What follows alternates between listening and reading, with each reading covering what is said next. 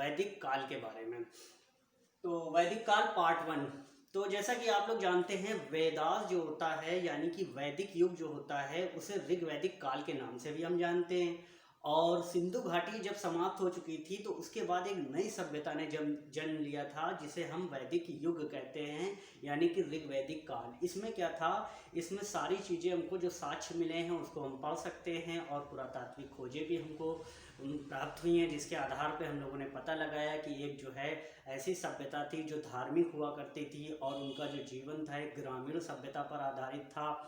और वो लोग जो है अश्वारोही थे यानी कि घोड़सवारी भी किया करते थे और युद्ध वगैरह भी जानते थे और शास्त्रों में निपुण थे। और इसी टाइम पीरियड में हमारे सारे शास्त्र और पुराण उपनिषद और क्या कहते हैं सारे वेदों का जन्म जो है इसी काल के अंतर्गत हुआ था। ये सब चीज़ें तो आप बेसिक नॉलेज में जानते हैं। तो सबसे पहले हम देखते हैं कि आर्य जो हमारे आए हुए थे इंडिया में वो कहाँ से आए थे और अपने अपने विचारधाराओं को जो है अलग अलग विद्वानों ने किस तरीके से आपको जो है पेश किया है उन पर जो है हम चर्चा करते हैं। क्योंकि क्वेश्चन जो बनाता है विद्वानों पर भी कई बार क्वेश्चन बन चुके हैं कि किस विद्वान ने कहा था कि आर्य कहाँ से आए हैं, यहाँ के हैं। तो इस चीज़ को हम जो है यहाँ पर कवर करने की कोशिश करेंगे। तो देखते हैं हम व्हाइट बोर्ड पर। तो सबसे पहले हम देखते हैं यूरोपियन विद्वान जिन्होंने बताया है कि आर्य जो थे वो यूरोप कंट्री के थे। तो उसमें आता है यूरोपीय अगर कंट्री का देखें, यूरोप वाले हिस्से में यूरोप में अगर देखें तो सबसे पहले आता है हंगरी व डेन्यूब नदी घाटी। हंगरी व डेन्यूब नदी घाटी यानी कि हंगरी व डेन्यूब नदी घाटी। ये बात बताई है पीई गाइल्स ने।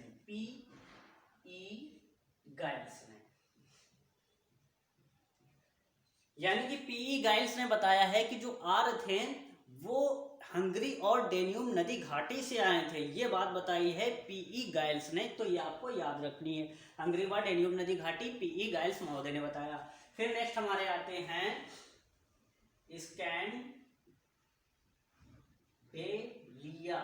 स्कैंडेलिया यानी कि जर्मनी जो स्थान माना है वो किसने माना है, ये माना है पेनका, प्रोफेसर पेनका व हार्ट ने।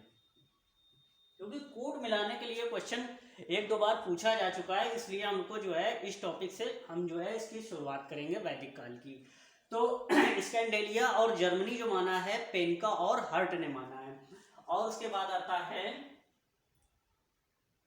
आता है आपका यूक्रेन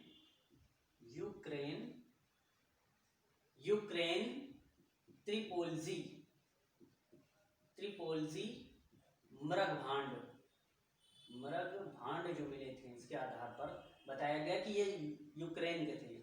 यूक्रेन, रूस को भी ऐड कर लीजिए, रूस व यूक्रेन त्रिपोलजी मृगभांड यानी कि बताया गया है कि रूस और यूक्रेन के थे आर्य लोग। और ये जो आधार बताया गया ये त्रिपोली मृगभांड मिला था। मृगभांड जो बोलते हैं बेसिकली ये एक बर्तन को बोला जाता है। तो त्रिपोलजी जो है 3 टाइप के जो है मृगभांड थे जिसके आधार पर बताया गया कि वो लोग जो है रूस और यूक्रेन से आए हुए थे। तो ये बात जो बताई है उसको देख लेते हैं, ये बहुत इंपॉर्टेंट है। गार्डन चाइल्ड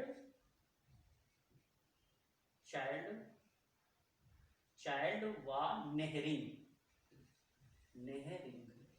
यानी नेहरिंग और गार्डन चाइल्ड ने बताया है कि ये जो आर्य लोग थे वो जो आए थे वो रूस और यूक्रेन से आए थे। अब आता है दक्षिणी रूस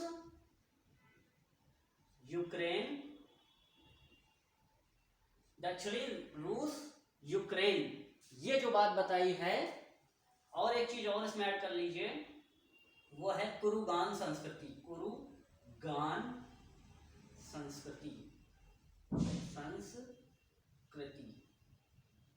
यानी कि बताया गया है कि दक्षिणी रूस, यूक्रेन और कुरुगान संस्कृति थे आर्य लोग। ये जो बात बताई है वो किसने बताई है, मारिया गयास ने।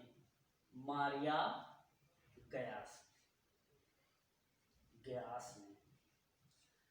तो ये चीज आपको जो है देखना है। और एक चीज और देख लीजिए, साइबेरिया, साइबेरिया, साइबेरिया जो बताया है ये मॉर्गन ने बताया है।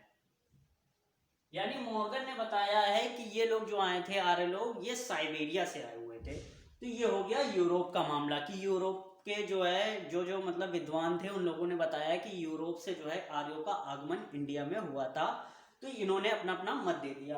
अब नेक्स्ट हम चलते हैं एशिया की तरफ और इंडिया की तरफ।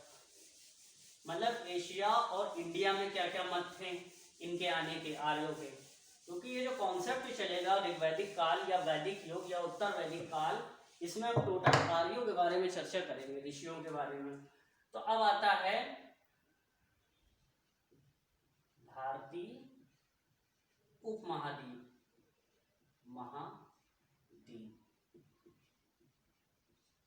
भारतीय उपमहाद्वीप, मध्य एशिया।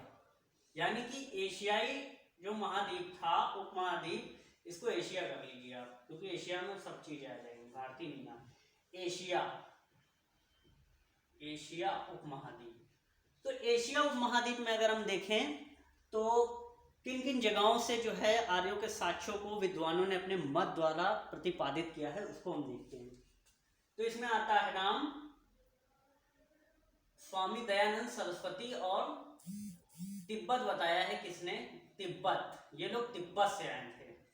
आर्यों का आगमन जो हुआ है वो तिब्बत से हुआ है, ये बात बोली है दयानंद सरस्वती ने, दयानंद सरस्वती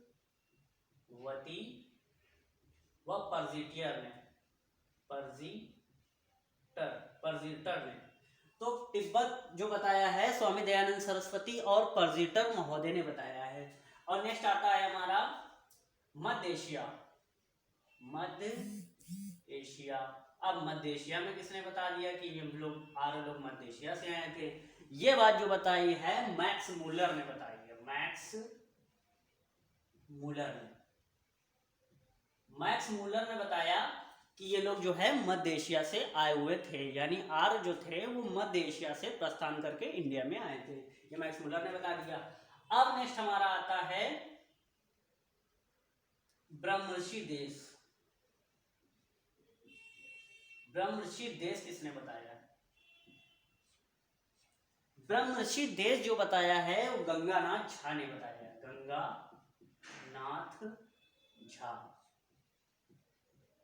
गंगानाथ झा ने बताया है कि आर्य जो थे ब्रह्मर्षि देश से आए थे। अब नेक्स्ट आता है हमारा सप्त सैंधव प्रदेश, ये बहुत इंपॉर्टेंट है, सप्त सैंधव प्रदेश। ये जो बताया है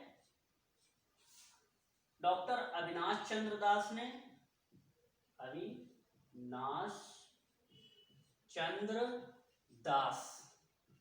डॉक्टर अविनाश चंद्र दास ने बताया है, और संपूर्णानंद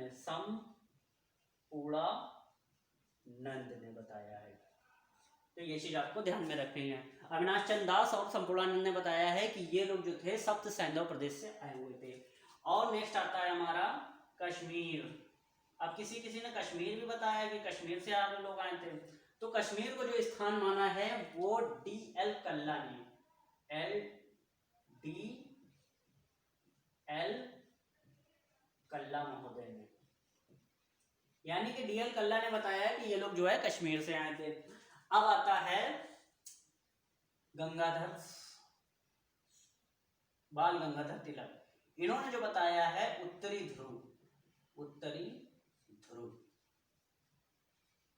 ध्रुव जो बताया है वो बाल गंगाधर तिलक ने, बाल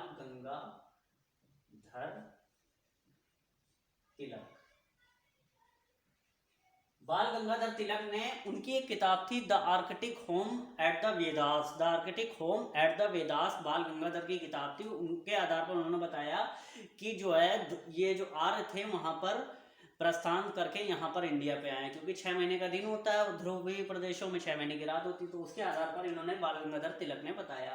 फिर नेक्स्ट हमारा लास्ट आता है, वो आता है मध्य प्रदेश। आर्यों के स्थान को जो मध्य प्रदेश का एरिया माना है वो राजबली पांडे ने माना है, राजबली पांडे ने,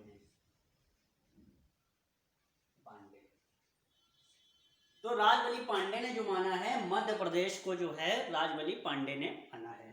तो ये जो है आपका कॉन्सेप्ट जो है यहाँ पर क्लियर हो जाता है। तो इसको आप जो है लर्न भी कर सकते हैं और जो है अगर 2 बार देखते हैं तो आपको जो है ये चीज जो है क्लियर हो जाएगी। अब थोड़ा सा हम देख लेते हैं, थोड़ी सी चीज देख लेते हैं हम आर्यों के बारे में।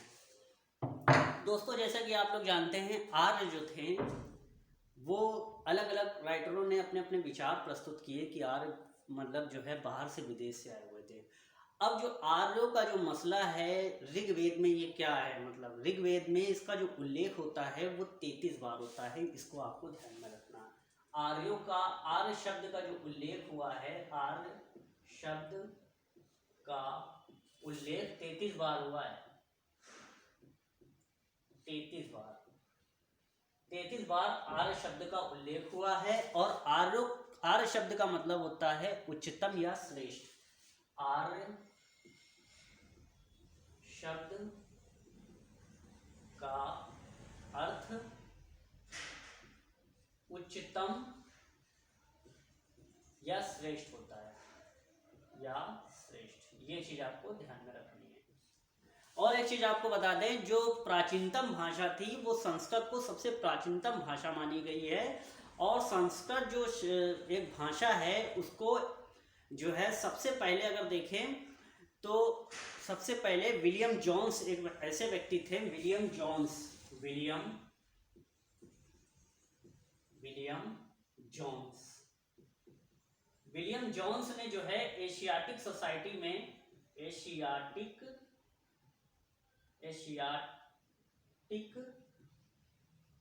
सोसाइटी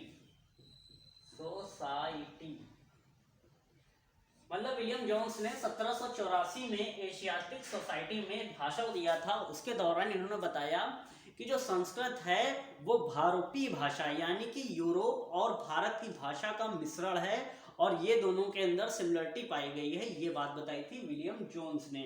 और जो है इन्होंने बताया कि जो संस्कृत भाषा है वो यूरोप से मिलती जुलती भाषा है। जिस प्रकार से फादर को वहाँ फादर होता है इंग्लिश में और यहाँ संस्कृत की भाषा में पितृ बोला जाता है, मातृ होता है तो वहाँ पर मदर बोला जाता है। तो ये सब जो है कॉन्सेप्ट के आधार पर इन्होंने बताया कि दोनों में सिमिलरिटी है, भारोपीय भाषा जिसको जो है संस्कृत की भाषा बोलते हैं। तो ये चीज विलियम जोन्स ने बताई थी यहाँ पर।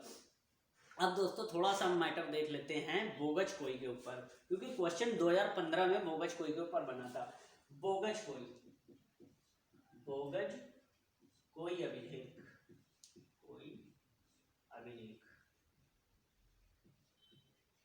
बोगज कोई अभिलेख के बारे में अगर देखें तो इसका अगर टाइम पीरियड देखें तो 1400 ईसा पूर्व, यानी कि इसके जो अवशेष हैं वो 1400 ईसा पूर्व की बातों के बारे में बताते हैं। और ये बताते हैं कि इसकी जो स्थल है वो तुर्की था, तुर्की जो है इसका स्थल था।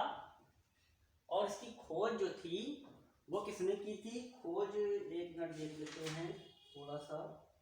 इसकी जो ह्यूगो विक्लर, इसकी जो खोज थी तुर्की में, ह्यूगो विक्लर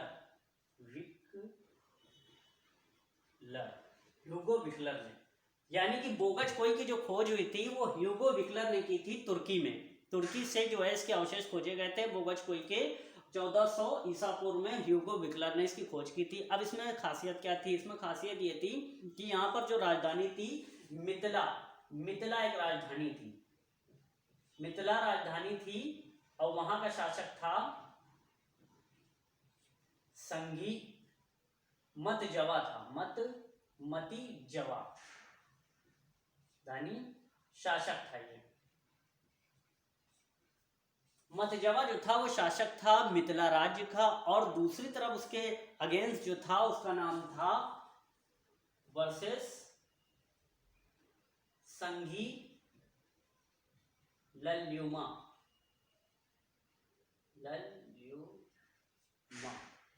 संधि लल्युमा, इन दोनों के बीच संधि का उल्लेख मिलता है। ये चीज संधि, यानी कि इन दोनों की संधि का उल्लेख हमको जो मिल रहा है वो बोगज कोई अभिलेख में मिल रहा है। हो सकता है कि क्वेश्चन बना दे कि मतजवा और संधि लल्युमा के बीच संधि का उल्लेख हमको किस में मिलता है, तो वो हमें बोगज कोई में देखने को मिलता है। और एक और खासियत हमको इसमें देखने को मिलती है बोगज कोई में, वो है इंद्र, मित्र, वरुण, नासत्य। इस पे भी क्वेश्चन आ चुका है पिछले साल, आप देख सकते हैं। इंद्र, मित्र, वरुण, नासत्य, इसका जो वर्णन मिलता है हमको वो बोगज कोई अभिलेख में होता है। और एक चीज है आपको ध्यान में रखनी है, जो जिंद अवस्था है, जिंद अवस्था, जिंद अवस्था, जिंद अवस्था में आर्यों के बारे में उल्लेख किया गया है। आर्यों को एरण्य कहा गया है, एरण्य कहा गया है। ये चीज आपको ध्यान में रखना है। तो जिंद अवस्था में आर्यों को एरण्य कहा गया है।